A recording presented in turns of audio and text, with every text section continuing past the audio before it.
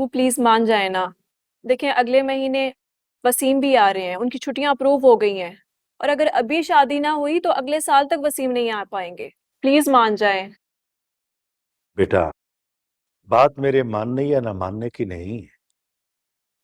तुम अपने भाई की लापरवाही से अच्छी तरह वाकिफ। अगर वो सीरियस होता, उसे कोई फिक्र होती, तो अब तक कोई ढंग की नौकरी तलाश कर चुका हो।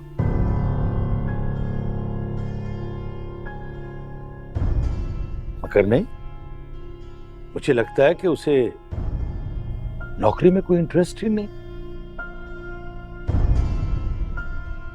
जो काम वो कर रहा है ना, वो मेरी समझ में नहीं आता। कई बार कहा है मैंने उसे, कोई इज्जत का, कोई ढंग का काम कर लो। बस मेरी बात एक कान से सुनता है, दूसरे कान से निकाल देता। अब ऐसी औलाद की मैं शादी कैसे करूं? कैसे उसके कांधों पे बोझ डालूं? बेटा, शानी के अब्बा, शानी ढूंढ रहा है नौकरी। वो कह रहा है कि जैसे उसे अच्छी सी नौकरी मिलेगी तो वो स्टेट का काम छोड़ देगा।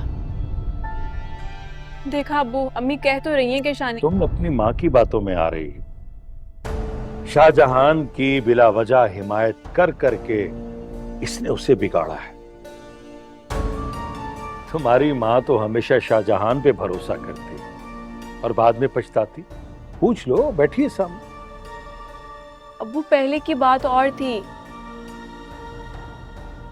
अभी शानी को अपनी जिम्मेदारियों का एहसास हो गया है। आपने देखा नहीं कि मंगनी पे कितना खर्चा किया था उसने।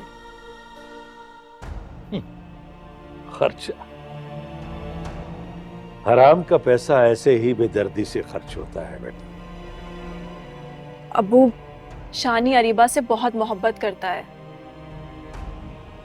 और इंसान जिससे मोहब्बत करता है उसकी खातिर खुद को बदल लेता है। वो सुधर जाएगा। आप क्यों परेशान होते हैं?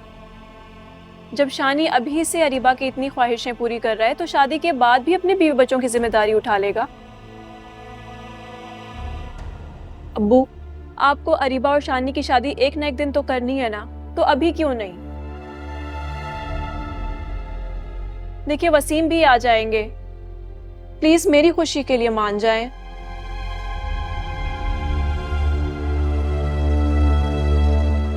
जब बेटी इतना कह रही है तो मान जाए ना, बस कर दें।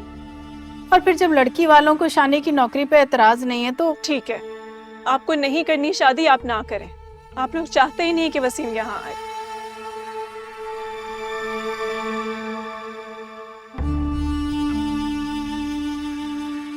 अच्छा ठीक है, तुम लोगों को जो करना है करो।